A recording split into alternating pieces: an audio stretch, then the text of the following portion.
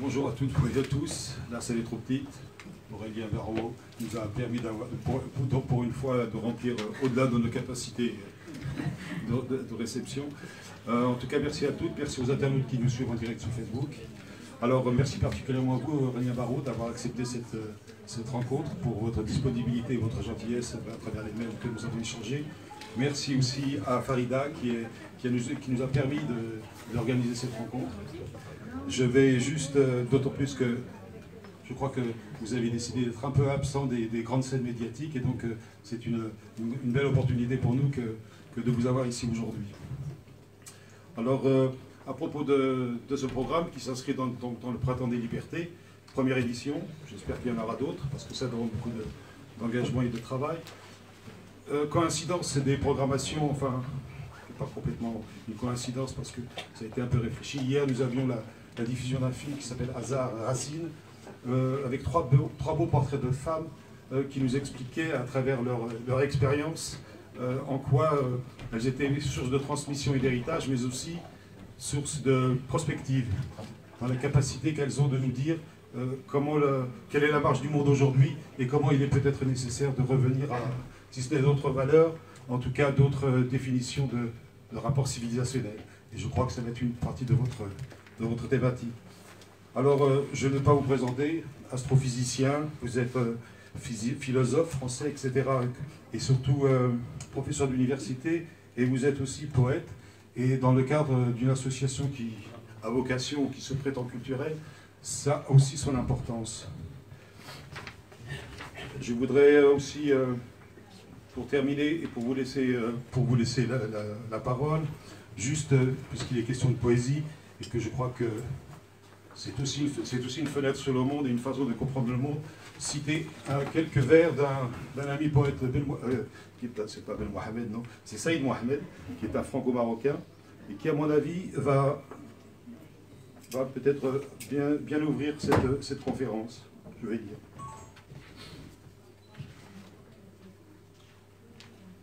Sur cette terre de grandes promesses, nous ne savons plus où en séjour aller. Réduits à néant, croyant pouvoir fuir aussi longtemps que nous pourrons sur des jachères devenues astres de cendres. Quelle douce et inutile nostalgie nous envahit, endormis dans nos journées sans passion, alors qu'il nous faudrait, avec la force de l'âge, celle des combats. Mère sacrée des hommes, en tes entrailles coule notre héritage, le fruit de nos égouts. Il fait soif, et les chiens sont attachés à la champlure en cette lune gibbeuse. Vois-tu, Pachamama? Je vous laisse la parole. Merci beaucoup. Merci de ces phrases magnifiques. Merci de votre invitation avant tout. Donc je me sens très illégitime pour être là aujourd'hui, mais il me semble qu'avec beaucoup d'amour, on peut compenser quelques déficits culturels. Alors, permettez-moi de commencer par un très bref état des lieux à l'échelle de l'ensemble de la planète avant de nous focaliser plus explicitement sur la culture berbère. En quelques millénaires, vous savez sans doute que nous avons d'ores et déjà éradiqué l'essentiel des arbres. En quelques décennies, nous avons d'ores et déjà éradiqué l'essentiel des mammifères sauvages, et en quelques années, nous avons d'ores et déjà éradiqué l'essentiel des insectes. Il ne s'agit donc pas aujourd'hui d'une crainte pour l'avenir, mais d'ores et déjà d'un effondrement en cours. La majeure partie des points dits de non-retour a déjà été atteinte. Sur les 9 limites planétaires qui ont été identifiées il y a une quinzaine d'années, 6 sont d'ores et déjà franchies. Vous savez que les espèces aujourd'hui animales disparaissent à un rythme 1000 à 10 000 fois plus élevé que la normale. Par ailleurs, la pollution tue chaque année environ 5 à 600 000 personnes en Europe et un nombre comparable dans le bassin méditerranéen. J'insiste sur ces chiffres pour que nous sentions qu'on ne se trouve pas aujourd'hui dans une crainte d'un événement hypothétique et donc évitable, mais bien au contraire au cœur littéralement d'un affaissement sans précédent de la vie. Seul 1/5 des terres émergées de notre planète ne sont aujourd'hui pas drastiquement artificialisées. l'océan de plastique, comme on le nomme, qui fait environ 3 fois la taille de la France, est toujours en croissance massique exponentielle. Les forêts tropicales sont aujourd'hui tellement abîmées qu'elles émettent davantage de gaz à effet de serre qu'elles n'en absorbent. La moitié des arbres qui ont été plantés pour cette ridicule compensation carbone, voyez-vous, comme si la vie relevait d'une logique comptable, sont d'ores et déjà morts. Il y a peu, nous avons appris que l'eau de pluie était devenue impropre à la consommation. Par ailleurs, l'Université de Chicago vient de publier une étude attestant que les particules fines semblent avoir d'ores et déjà fait baisser de plus de 2 ans l'espérance de vie mondiale. En 2023, donc l'année passée, quelques 31 millions de touristes ont décidé de s'adonner à une croisière dans l'un de ces monstrueux paquebots. Une hausse de la fréquentation de 20% est attendue d'ici 4 ans. Pendant ce temps, le transport aérien a retrouvé son niveau pré-Covid, dégage un bénéfice de 10 milliards de dollars par an et une croissance d'un facteur 4 est attendue d'ici 2050. Manifestement, nous n'avons pas été très inventifs pour le monde d'après. Un article récent a décidé de se focaliser non plus sur les espèces, mais à une échelle plus grande, sur les genres. Il est apparu que l'effondrement de la vie sur Terre était en réalité 35 fois plus rapide que ce que l'on pensait jusqu'à maintenant. Denis Meadows, qui est l'un des auteurs du très célèbre rapport du MIT publié il y a 50 ans et qui annonçait cette catastrophe, a récemment déclaré que de tous les scénarios qui étaient alors envisageables, c'est manifestement celui de l'effondrement que l'humanité a choisi. Alors bien sûr, les causes de cette situation désastreuse sont multiples. L'interruption des cycles, l'acidification des océans, la pollution, l'artificialisation des terres, la destruction des habitats, la surexploitation des ressources, l'introduction par les humains d'espèces invasives et le réchauffement climatique. On mentionne parfois aussi la fameuse chute de la biodiversité, mais je crois que c'est une erreur catégorielle de la considérer comme une cause. Ce n'est pas l'origine du problème, c'est le problème en tant que tel. Notons-le dès maintenant, mais on y reviendra, le climat n'est quant à lui qu'un petit aspect du cataclysme. Notre crise est fondamentalement systémique et plurifactorielle. Ce sont en réalité, me semble-t-il, les piliers de l'habitabilité de cette planète qui cèdent les uns après les autres. Rien dans cette situation ne serait plus naïf et erroné de croire que notre méta-problème, le maître mal en quelque sorte, serait le réchauffement climatique. En réalité, je crois que la raison de notre surfocalisation sur ce dernier provient de ce qu'il est le seul à laisser perdurer un peu encore l'illusion proprement délirante suivant laquelle nous serions face à un problème d'ingénieurs qui attend des solutions d'ingénieurs. C'est celui, si vous voulez, qui nous rassure parce qu'il permet de ne pas penser. Nous en sommes là, tellement ensorcelés par la technologie que nous ne parvenons plus à raisonner au-delà de son horizon. Prométhée est à la fois déchaîné et aliéné. Vous connaissez l'adage de Maslow que je vais ici paraphraser. Quand on a une tête en forme de marteau, on voit tous les problèmes en forme de clou. C'est notre rapport à la technique. Alors dans cette situation, sur laquelle j'espère, quant à laquelle nous partageons le diagnostic, il serait aisé de plaider pour une meilleure implication du monde berbère en général, de la Kabylie que je prendrai comme exemple en particulier, dans ce qu'il est convenu de nommer improprement la lutte écologique. Je pourrais mentionner la chaîne du Djurdjura, sa magnifique couverture neigeuse en hiver, la forêt d'Iakouren, avec le vaste massif arboricole, les environs du barrage de Taxept, qui forment un ensemble écologique qui est aujourd'hui reconnu à l'échelle mondiale comme étant particulièrement remarquable. Néanmoins, bien sûr, il est victime de très nombreuses agressions qui menacent le devenir de ces écosystèmes, et les associations locales ont beau jeu d'intervenir autant que possible. Leur travail est manifestement très insuffisant, faute de moyens pour mener des actions permanentes, et ceci eu égard en particulier à l'absence de gardes forestiers. Ce n'est pourtant pas ce sur quoi j'aimerais focaliser mon exposé. Si l'on prend un peu de recul, je pourrais aussi mentionner les analyses récemment produites par un éminent collègue, universitaire c'est dire, mais que je ne citerai pas, consacrées à la question écologique en Kabylie. Il propose, je cite, d'investir dans la green tech pour développer des technologies à émissions négatives. Alors, en tant que physicien, je peux vous dire que ça n'existe pas. Mais c'est pas grave, on a envie d'y croire. Il mentionne que la consommation de produits bio n'est par exemple qu'à ces balbutiements dans, je cite, les pays en développement. Bon, on va faire comme si le terme n'était pas du tout néocolonial, parce que sinon ça va le mettre mal à l'aise. Et il poursuit que le véritable obstacle serait le financement des projets entrepreneuriaux verts afin d'obtenir suffisamment de crédit. Bon, que ça reste entre nous, la croissance écologique, ça n'existe pas, mais on va encore faire semblant quelques minutes.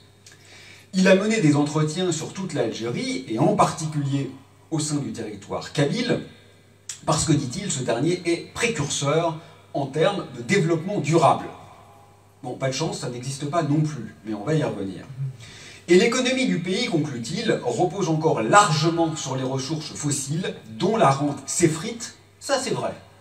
Mais c'est le moindre de nos problèmes, on va y revenir. Et il y a pourtant de l'espoir, se permet-il de proposer, car il faudrait alors investir dans les projets, enfin, si l'on investit alors dans les projets verts, ce qui signifie ne pas renoncer à la rentabilité, autrement dit, il veut le beurre et l'argent du beurre, généralement ça se finit assez mal, et la conclusion, vous l'imaginez, c'est qu'il faudrait que la Kabylie s'inspire de la France. Soupir. Pas de commentaire, je crois que vous avez compris que c'est pas non plus dans cette direction que je souhaite aller. Alors naturellement, la vision que j'aimerais vous proposer est à peu près diamétralement opposée à celle-ci. Non pas, bien sûr, parce que la culture amazighe serait totalement exempte de toute faille et qu'aucune évolution n'y serait souhaitable. Certes, ce n'est pas le cas. Mais il se trouve que, hélas, nous sommes aujourd'hui en France. Et c'est donc depuis la France que je parle à cet instant, et je crois que ce qui est urgent, c'est de retourner le rapport d'exemplarité. Je veux dire que le monde occidental s'est fourvoyé. Non seulement parce que notre modèle n'est pas durable, ça c'est facile à voir, hein, la courbe des prélèvements écosystémiques est au-dessus de celle des ressources. C'est comme un découvert à la banque, c'est possible, mais ça ne dure pas longtemps. Il n'est pas durable parce que les ressources s'épuisent, nous sommes vraisemblablement autour du peak oil, et il n'est pas durable parce que les chaînes d'interdépendance sont brisées. Mais surtout, au-delà de ça, ce qui est important, je crois, c'est que nous faisons erreur parce que le monde que nous construisons n'est pas enviable. Et c'est ici que réside la faillite absolue de l'Occident contemporain et, paradoxalement, notre plus bel espoir. L'échec est radical parce que nous avons oublié de poser la première question. La plus simple, la plus triviale, la plus évidente, mais la seule qui vaille, ce n'est pas celle de la pérennité, c'est celle de la désirabilité. Obsédés par le besoin stérile et finalement inassouvissable de continuer encore un peu dans la même direction, nous ne questionnons pas même le sens de celle-ci. Nous nous attelons donc à tenter de rendre durable un monde qui n'est pas même souhaitable. Ça n'a aucun sens. Je choisis un seul exemple, à dessein moins dramatique que ceux que l'actualité internationale nous inclinerait pourtant à pointer du doigt. Je me cantonne donc à la généralisation de la dite intelligence artificielle, l'IA. Soyons clairs, je crois que la question n'est pas de savoir s'il faut ou non décarboner l'IA, c'est-à-dire la rendre vertueuse en termes d'émissions de gaz à effet de serre. La vraie question que ne se pose pas l'Occident contemporain est plutôt de savoir si nous souhaitons que des algorithmes qui, entre nous, n'ont rien d'intelligent, produisent un réel prévisible, normé, calculé, sans exubérance et sans protubérance, sans bifurcation et sans imprévu, adapté à la surveillance de masse et formaté à la rentabilité. Voulons-nous que les publicités soient ciblées pour décupler nos addictions, que les contenus pseudo-informationnels soient choisis pour conforter nos convictions, que nos curriculums vitae soient lus par des machines, que la finance mondiale qui nous gouverne déjà dans une large mesure soit régie par des programmes dont, de l'aveu même de leurs créateurs, ils ne sont plus aujourd'hui compréhensibles. Voulons-nous que nos désirs soient anticipés, afin que plus aucune excursion hors des attendus ne soit possible, que nos assurances et autres vulnérabilités soient calculées en fonction de probabilités objectivées, que nos amis ou amants soient sélectionnés par des filtres normalisés, que nos complaintes ou suppliques adressées à l'administration ou à l'État soient traitées par des agents conversationnels, que nos créations soient supplantées par des interpolations, que les frappes militaires soient concoctées par des ordinateurs. Indépendamment, c'est vraiment mon point, indépendamment des liens qui sont réels entre l'intelligence artificielle et la destruction des écosystèmes, entre l'intelligence artificielle et le néocolonialisme. Indépendamment de tout cela, ma question serait plutôt, n'est-elle pas en tant que telle, intrinsèquement, une gigantesque faillite, une atrophie de notre puissance d'être, pour ne pas dire une arme de destruction massive, puisqu'une armée actuellement très active se targue de l'utiliser avec les résultats que nous connaissons. Et comme toujours, dans cette situation, interroger le bien fondé de ce que je nommerais notre nécrophilie numérique est considéré par les spécialistes et les gens de pouvoir comme un obscurantisme. Et il semble aujourd'hui que comme une sorte d'apothéose, ce que j'appellerais une dernière éjaculation nihiliste, nous ayons décidé que même les cieux seront souillés. Lanceurs privatisés, publicité spatiale, dépôts de carburant et hôtels en orbite, tourisme indécent pour richesse obscène, jusqu'à la morphologie des constellations défaites par des essaims de satellites artificiels. Alors que la vie s'effondre ici, nous détournons nos fantasmes vers une technoprédation planétaire et nous maculons même la voûte céleste, dernier refuge de ce que l'on aurait aimé croire inviolable. Échec et mat pour l'Occident, avec ou sans émissions de gaz à effet de serre. Ce qui nous tue, je crois, bien plus que les émissions de CO2, c'est-à-dire des gaz à effet de serre, c'est l'oubli du poétique. C'est laisser le prosaïque prendre tout l'espace. Ce qui nous tue, c'est de commettre une erreur axiologique, c'est-à-dire relative aux valeurs, et ontologique, c'est-à-dire relative à l'être, fondamentale, en inversant la hiérarchie signifiante. Bien sûr, nous sommes tous d'accord, n'est-ce pas? Il faut un peu de prosaïque. Il faut se chauffer, il faut se nourrir, il faut se soigner. Bien sûr. Il faut du normé, du reproductible, du machinique, du calculable, de l'utilitaire, du maîtrisé, de l'exploité, du domestiqué, de l'approprié, du réglé. Bien sûr. Mais je crois que tout ceci, cette part matérielle, devrait être tout entière au service du poétique. C'est-à-dire du surgissement de la chose même, de la vie, de la singularité, de la grâce, de la communion contre la communication, du sauvage, de l'imprévu, de l'indigène, de l'amour. Le prosaïque, c'est peut-être ce que Mouloud Mamri nommait dans La Traversée, je cite, « le monde des adultes, le monde balisé, fiché, piégé au carrefour, rempli de gendarmes pour le contrôler. » Mamri qui d'ailleurs, dans la terrible et merveilleuse colline oubliée, inventait justement une poétique de l'ici puisant sa symbolique chez les autochtones dans un renversement méticuleux des valeurs, permettant à la pauvreté de faire monde sans, c'est très important, que soit niée son âcreté. Le burnous, omniprésent, métaphore littérale d'une sorte de peau sur la peau, à la fois une armure inviolable et un derme fragile et poreux. Sans oublier la cuillère de bois et le sexou, pour le dire en kabyle. Ce qui importe ici, c'est que tout est référentiel. C'est ça que je veux dire.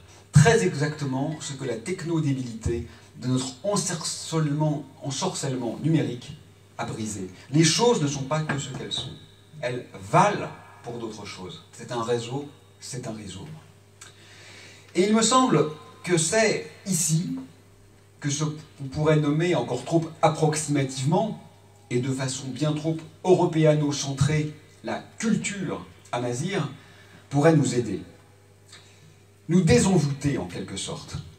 Certainement pas au titre de ce qu'elle représenterait une société traditionnelle ou autre construction fantasmatique des schèmes occidentaux, mais en ceci qu'elle est justement extraordinairement protéiforme, résistante et, ça c'est presque une petite déclaration d'amour personnel, insolente. Juste comme il faut. Je pense en particulier au délicieux petit livre de Louisa Yousfi, « Restez barbare », que nous rebaptiserons aujourd'hui « Restez berbère ». C'est la même origine. Où elle évoque tous ceux qui n'en peuvent plus de courber l'échine et de devoir se justifier sans cesse face aux injonctions de la République triomphante et humiliante. République, à dire, main sur le cœur, torse bombé et en claquant des talons. Ou plutôt, de tous ceux qui décident de ne pas se perdre dans des justifications sans fin pour très irrévérencieusement répondre au sarcasme, fût-il injuste, avec ce très insolent « oui, et alors ?» Oui, et alors, ça veut dire « vous ne nous faites plus peur, vous n'aurez plus d'excuses quand nous sommes celles et ceux qui non seulement sont les victimes factuelles, mais aussi les espoirs potentiels. » Et je crois que c'est de cela dont nous avons besoin, de courage et d'impertinence, de panache et d'effronterie, pas d'instruments d'optimisation des rendements. Comme vous le savez mieux que moi, il y a débat sur le sens du mot amazigh. Homme libre, bien sûr, mais aussi, n'en déplaise à certains, pillard ou bandit, j'aurais envie de dire trabundiste. Et contrairement aux apparences, il me semble que ce n'est pas plus mal. Il nous faut des pirates du système et des brigands du possible. Quand tous les coups sont perdants, il devient nécessaire de changer les règles du jeu, et ça ne peut qu'être illicite du point de vue du monde des dominants. Ce que je trouve intéressant dans cette situation, c'est la question de la trace, du signe, de la langue. Le symbole, c'est toujours le point nodal de la culture. Il est ce qui perdure et ce qui signifie au-delà de l'éphémère et de l'évidence. Et je réfère ici en particulier au fameux motif géométrique. Il s'agit de déjouer l'immédiateté et l'univocité délétère qui nervurent ce temps ici. Alors vous savez que l'histoire occidentale retient généralement que Kandinsky, Malevich et Mondrian ont inventé l'abstraction au début du XXe siècle. Certes, environ 1000 ans après les Berbères. Et ce qui me paraît essentiel, c'est justement cet entrelacement qui se joue ici du physique et du métaphysique. Tout est à la fois très rationnel et profondément magique. Il faut une connaissance, bien sûr, mais également une initiation. On touche à toutes les dimensionnalités, y compris la verticalité, c'est-à-dire la grande oubliée de notre fantasme occidental d'immanence pure.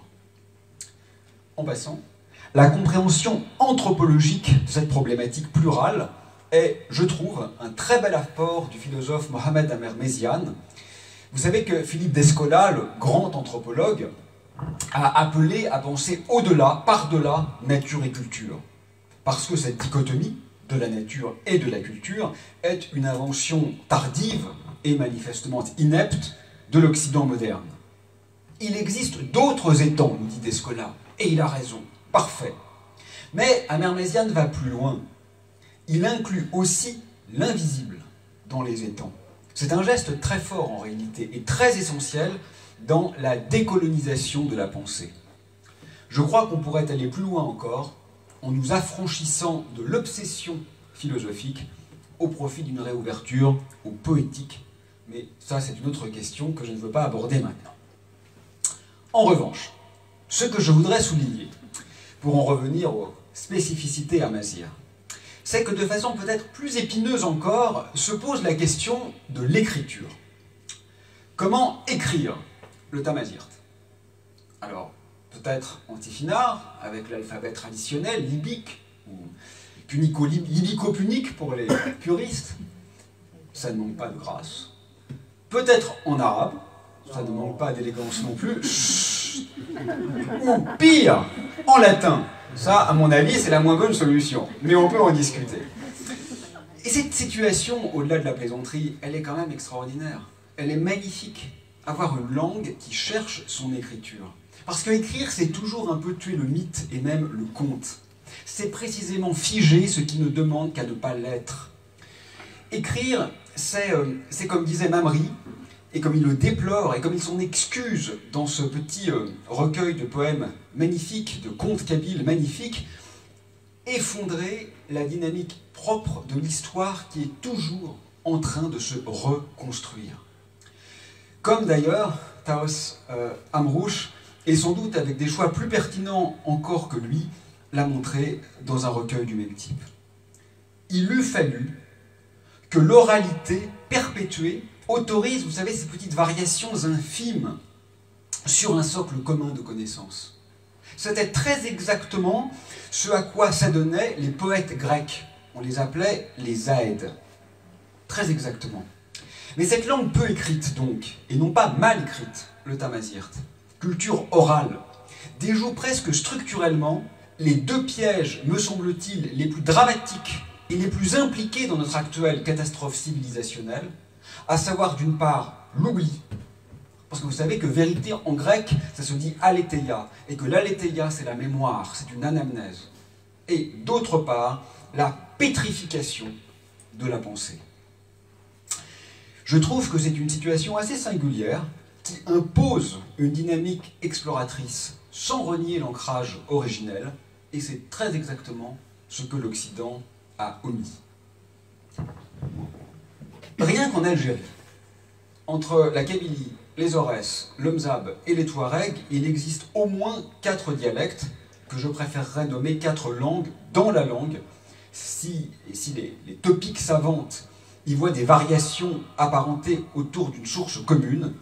Il me semble que ce dont il est question relève bien davantage d'un inassignable que j'oserais appeler un inassimilable, assumé pour ne pas dire revendiqué.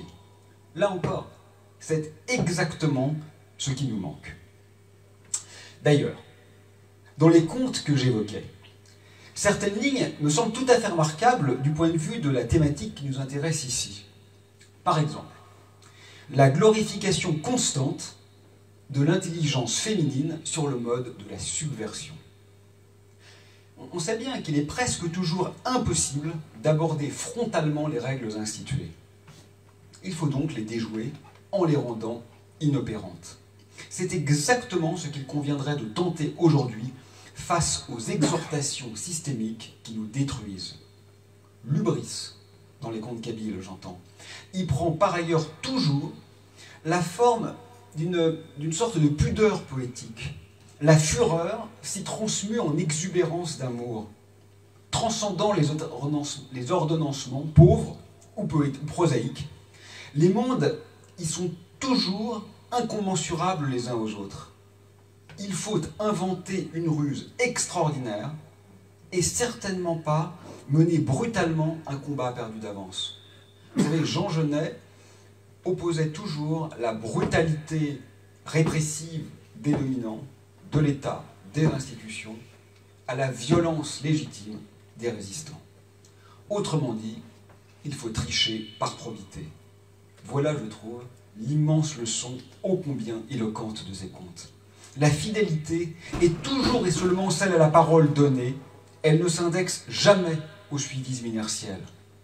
Et quand Aziza doit déjouer le chant enjôleur de l'oiseau d'or, elle ne se bouge pas les oreilles, comme Ulysse face aux sirènes. Elle se prépare bien plutôt à affronter ce qui doit l'être. Et ça change tout.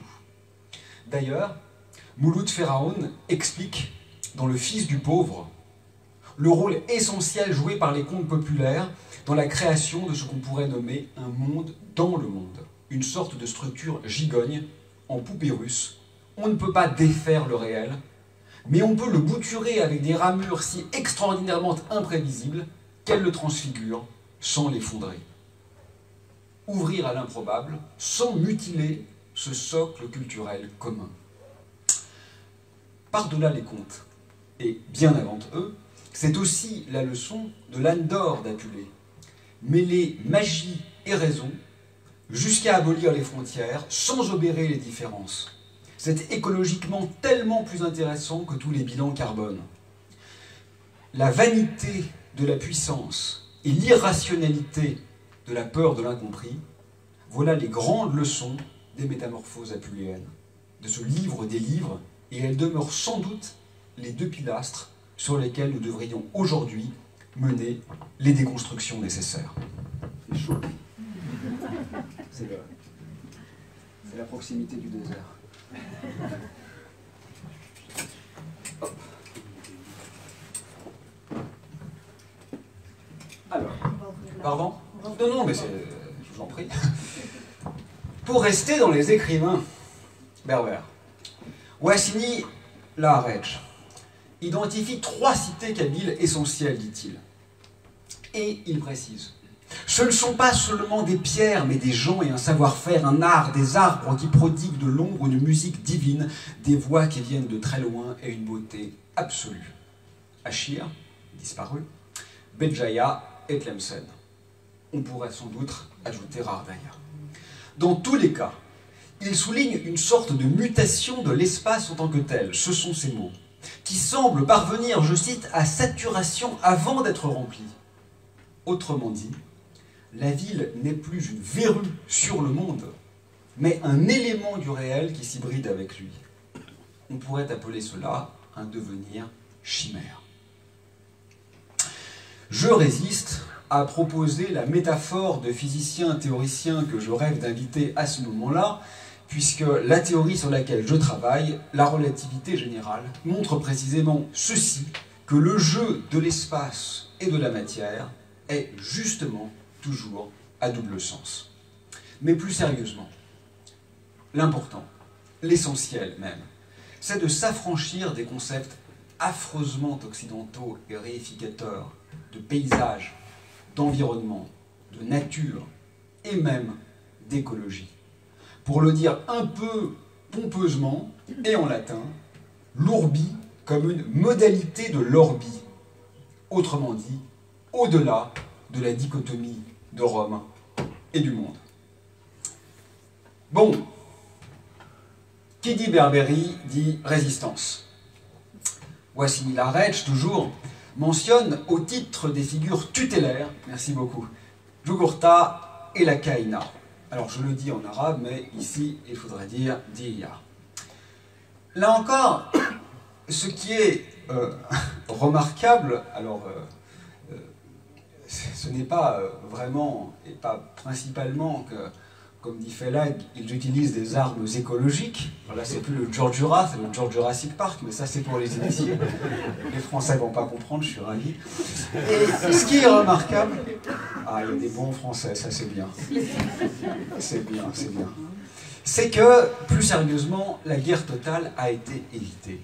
Et il n'y a pas lieu de s'engouffrer dans une bataille qu'on ne peut pas gagner. Il vaut mieux choisir la guérilla, plus fine, plus insidieuse, plus intelligente, plus efficace.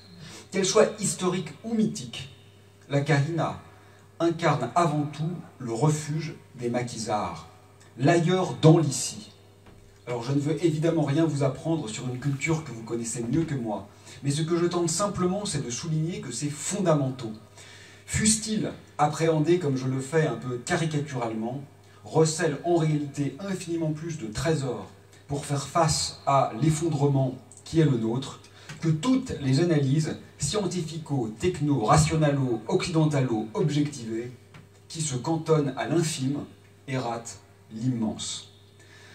Autrement dit, qui sont incapables de comprendre que la faillite de ce modèle ne tient pas à sa modalité, mais à sa finalité. Qui sont incapables de comprendre que même sans la moindre externalité négative, comme disent les économistes, ce que nous inventons aujourd'hui relève en grande partie de la dystopie. Simohan Dumhand disait que derrière tout poète se cache un djinn qui l'inspire. Ce qui, quand même, est beaucoup plus beau que les muses qu'évoque le poète grec Hésiode dans sa Théogonie. Parce que les djinns sont beaucoup plus protéiformes, ils peuvent être végétaux, animaux, humains. C'est beaucoup moins anthropocentré. Et il rejoint sans doute Lorca et Neruda quand il insiste sur ce que la poésie est le seul véritable accès, je cite, au pays profond et perdu. Et c'est dans ce sens d'ailleurs qu'il déplore, je cite encore, que les charognards aient le pouvoir et que les aigles se soient exilés. C'est un assez bon résumé de la colonisation qui demeure un des fléaux de ce temps et un des maîtres mâles de ces derniers siècles. Louis Aragon aimait à considérer que Mohamed Dib écrivait avec les mots, je cite, de Villon et de Péguy. Mais ce n'est pas vrai. Je ne crois pas qu'il aurait pu décrire ces mendiants absorbés le soir par la terre avec d'autres mots que ceux d'une langue absolument singulière. Tout un soubassement mystique et ésotérique parcourt son œuvre. Une structure que certains qualifièrent de haillonneuse, mais surtout une réhabilitation de l'inachevé, du fragment, de la lacune, du manque et du défaut. Très exactement le contre-pied de la frénésie mortifère d'action et d'impact qui nous envoûte ici en France. En mêlant allègrement le conte, la nouvelle et l'essai, je crois que comme Joyce avant lui, Dib a structurellement déjoué toute tentative d'exégèse ou d'herméneutique. Il a choisi de demeurer inappropriable, naufragé volontaire. Et cela a un sens, me semble-t-il, dans un pays dont le nom signifie les îles, El Jazaïr. Et c'est assez cohérent, hein. C'est un peu ce que disait Deleuze. Il n'y a pas de pont, il n'y a que le seau. Il faut traverser les flots. Alors vous l'avez remarqué, j'en reste à dessein à la culture berbère traditionnelle. Quoiqu'il n'y ait évidemment, à n'en pas douter, une forme en réalité de postmodernisme chez Dib. Et l'écueil de ce choix que je fais aujourd'hui est évident. Parce que rien ne serait pire, surtout pour mon propos, que d'essentialiser les Imazirones dans une sorte de pureté historiale, tout aussi fantasmatique que dangereuse. Il n'en est évidemment rien, et bien que je n'ai pas pu y assister, je crois que c'est ce que la conférence de ce matin a fort heureusement rappelé. Cette culture, mais le dire ainsi c'est déjà un peu problématique, est évidemment dynamique, mouvante, exploratrice. La seule raison pour laquelle j'en demeure aux fondamentaux, c'est plutôt parce qu'il relève de ce que j'appellerais une sorte d'abécédaire ontologique avec lequel on peut tisser jusqu'à, mais ça c'est mon rêve propre, ce que l'ontologie elle-même se dissolve. Alors hier fut inauguré le square Idir. Bourdieu écrivait qu'Idir, ce n'est pas un chanteur comme les autres. C'est un membre de chaque famille. C'est un artiste mélancolique. Et je pense que c'est très important. Il n'est pas désespéré, mais il est mélancolique, c'est-à-dire lucide. Et la chanson qui, plus que tout autre, a traversé le temps donc, et l'espace, ça va et nous va, ne dit pas rien. Elle est inspirée du conte Le chêne et l'ogre, qui est proche, dit-on, des contes de Grimm et de Perrault, les grands classiques français.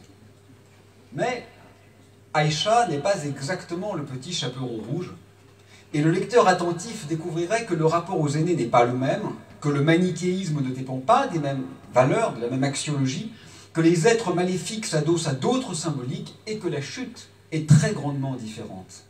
Variation sur un même thème, déviation imperceptible mais aux conséquences imprescriptibles, dissensus créatif ou faille salvatrice, je crois que là, quelque chose d'assez vital s'offre à nous.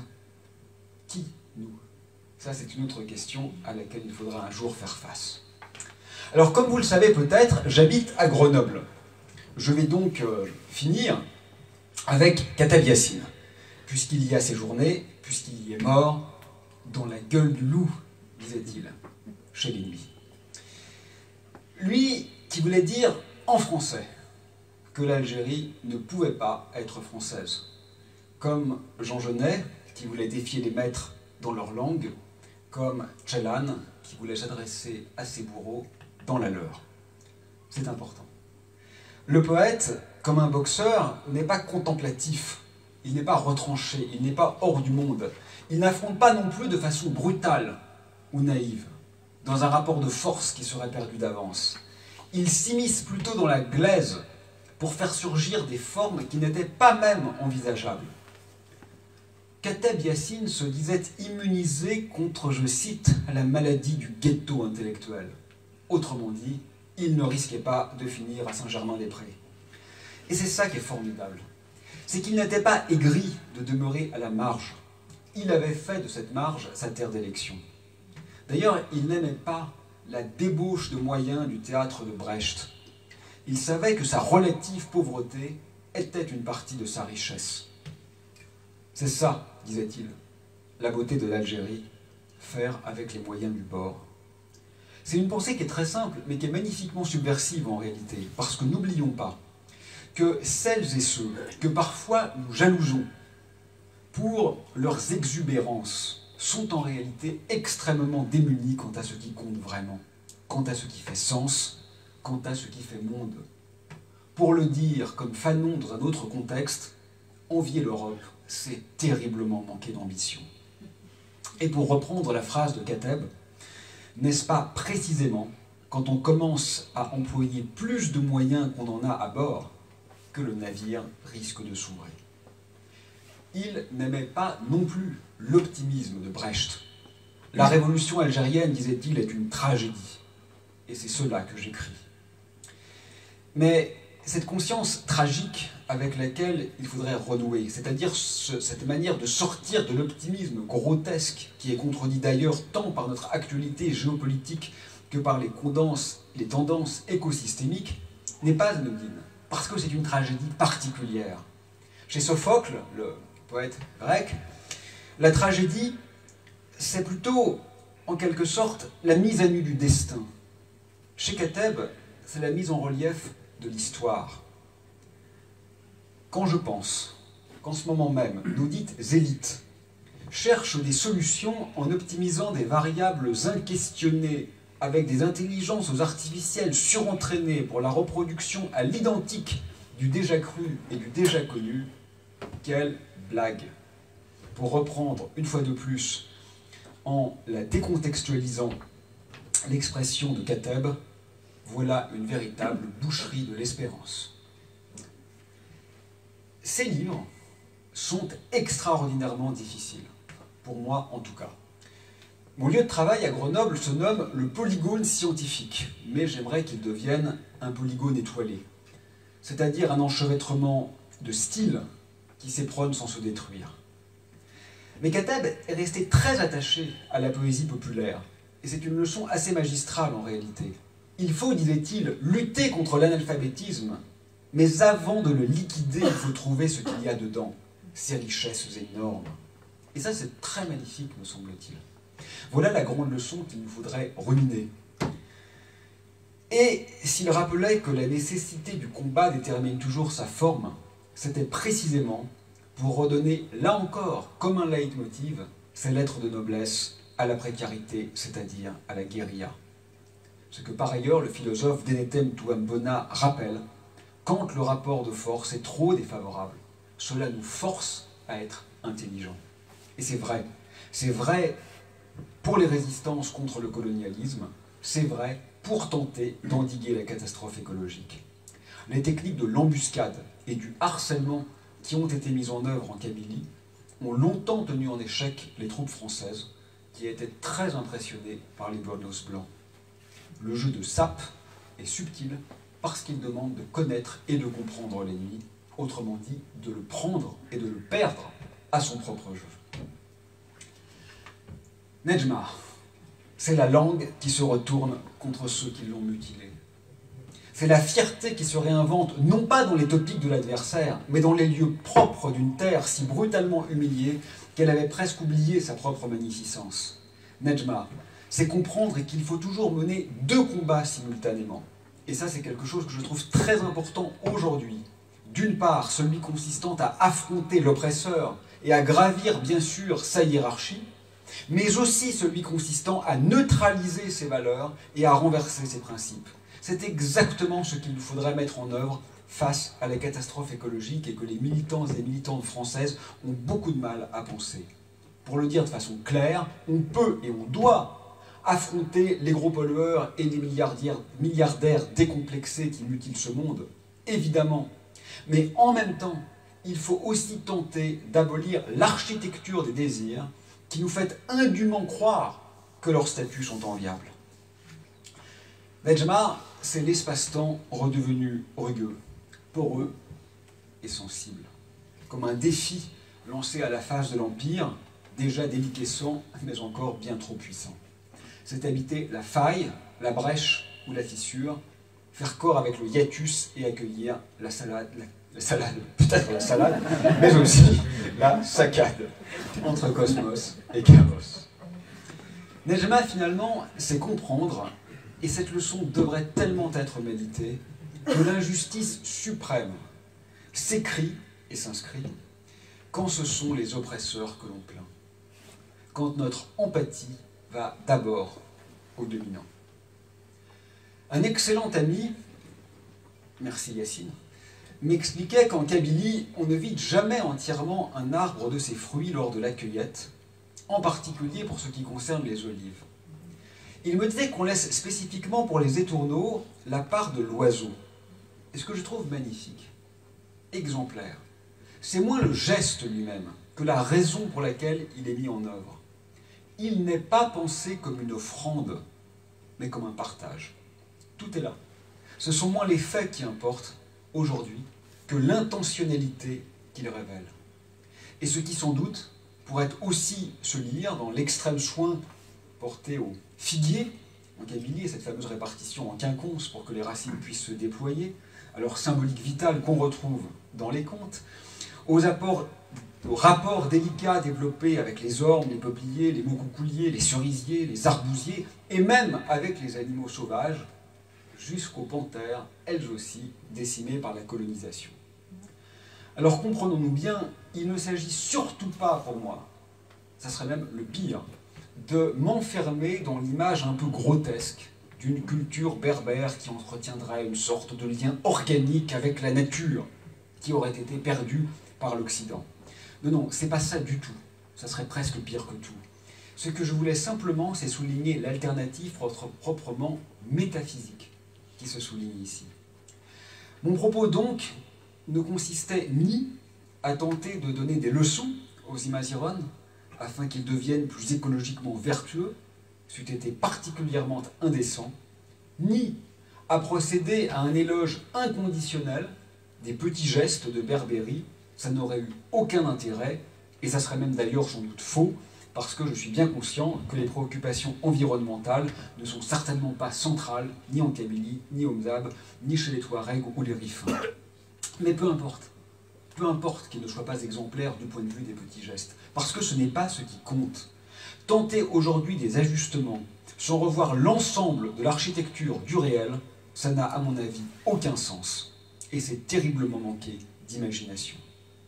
Nous sommes, j'entends les Occidentaux, ceux qui, même face à la certitude de l'échec, ne sont pas capables de remettre en cause leurs valeurs prédatrices et suicidaires. Ce que j'ai tenté de souligner, c'est qu'au cœur du monde amazigh se trouvent, je crois, des trésors autrement plus signifiants que les délires techno-nihilistes aujourd'hui mis en œuvre dans les pays riches. Résoudre le méta-problème qui nous place dans une situation telle que celle que nous observons aujourd'hui ne peut pas passer par des astuces, parce qu'il faut faire face à un anéantissement biologique global. On pourrait, on devrait ajouter à cela, bien sûr, l'atrocité sans nom des massacres aujourd'hui à l'œuvre, et je ne parle pas que d'écologie. Il faut donc faire face à cette hubris, et cela demande un ailleurs de toutes ces petites découvertes ou trouvailles qui ne peuvent, sans remise en cause de la finalité, que décupler notre pouvoir de nuisance. Il faut un geste d'amour, c'est-à-dire non seulement de nouveaux étangs, mais aussi une autre conception de l'être en lui-même. Et encore, je le dis ici avec les mots et les catégories de la philosophie occidentale, ce qui est très regrettable et très insuffisant. Il n'est donc pas question, j'ai presque fini, pour les écolos bobos comme moi, d'expliquer aux berbères ce qu'ils doivent faire, mais tout au contraire. Il s'agit que celles et ceux qui n'ont pas encore tout perdu de leur poétique nous fassent l'honneur et l'amitié d'une leçon de vie et de beauté. Peut-être aussi d'ailleurs de politique, parce que la fameuse démocratie kabyle, bien qu'en n'étant certainement pas exempte d'évidentes faiblesses, constituait une alternative qu'il est aberrant de considérer quand notre propre système s'effondre de toutes parts. Je termine avec ces mots de Jean Amrouche, le frère de Taos, dans l'Étoile secrète. Ne dénombre pas tes richesses, qu'elles fondent au creuset de l'amour. Celui qui compte sépare les choses, et la séparation est le climat des damnés. Pour vivre, il faut apprendre à se perdre, mais les hommes aménagent la terre pour lui donner figure de paradis conquis.